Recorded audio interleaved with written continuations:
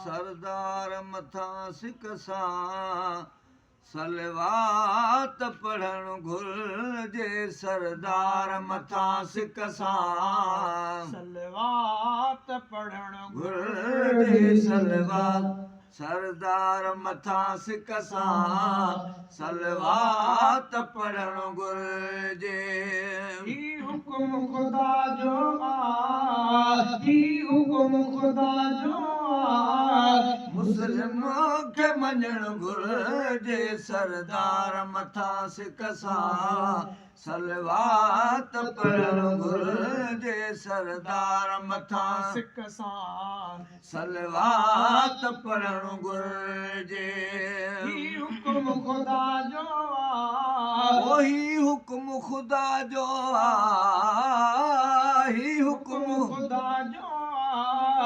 मुस्लिम खे मञण घुर्जे सरदार मथा सिक सां सलवात पढ़ण घुर्जे सरदार मथा सिक सां सलवात पढ़ण घुर्जे सलवात सगोरी हिकु मक़बूल अमल आहे सलवात सगोरी हिकु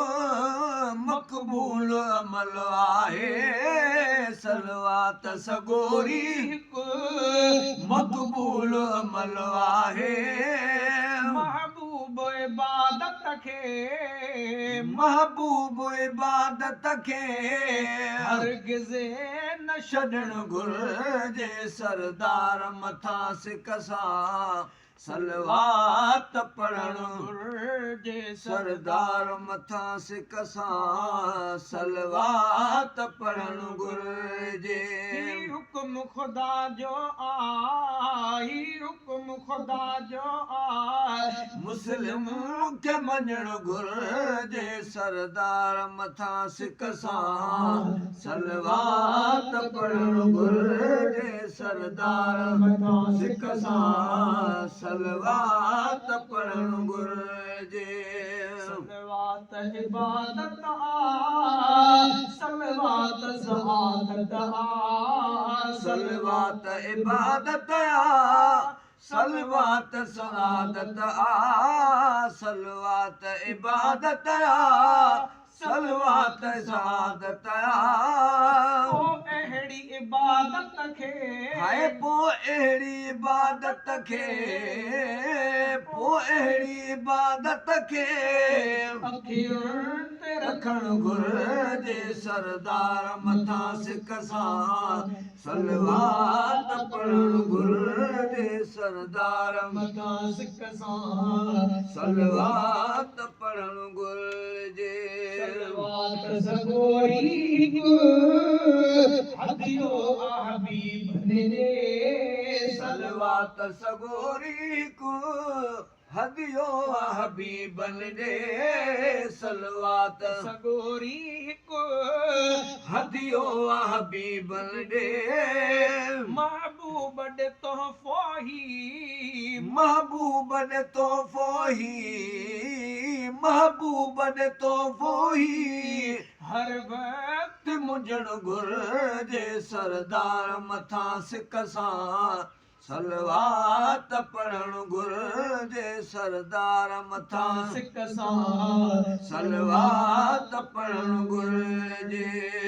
सलवात सवा काई न दुआ थी क़बूल थिए सलवात सवा काई न दुआ थी क़बूल पवे सलवात सवा काई न दुआ थी क़बूल थिए हर मोमिन माण्हूअ खे हर मोमिन माण्हूअ खे हर मोमिन माण्हूअ खे लाज़िम ई पढ़ण घुर्जे सरदार मथा सिक सां सलवात पढ़ण घुर्जे सलवात सरदार मथा सिक सां सलवात पढ़ण घुर्जे भेरो तुझे को पढ़े नेक में ॾोड़ चढ़े हिकु भेरो तो जेको पढ़े नेकिन में ॾहूण चढ़े हिकु भेरो तो जेको पढ़े नेकिन में ॾहूण चढ़े फरमानो आका जो फरमानो आका जो तेरे ध्यान करण घुर्जे सरदार मथां सिक सां सलवात पढ़ण घुर्जे सरदार मथां सिक सां सलवात पढ़ण घुर्जे ही हुक्म खुदा जो वही हुक्म खुदा जो आ मुस्लिम के मञण घुर्जे सरदार मथां सिक सां सलवात पढ़ण घुर्जे सरदार मथां सिक सां सलवात पढ़ण घुर्जे पढ़ंदे सलवात करण वॾी माणी मंज़िल आ पढ़ंदे सलवात करण वॾी मंज़िल माणी आ पढ़ंदे सलवात करण वॾी मंज़िल माणी आ तोखे बि अब्दुल वाहिद तोखे बि अब्दुल वाहिद तोखे बि अब्दुल वाहिद इहा वाट वठण घुर्जे सरदार मथां सिक सां सलवात पढ़ण घुर्जे सरदार मथां सिक सां सलवात पढ़ण घुर्जे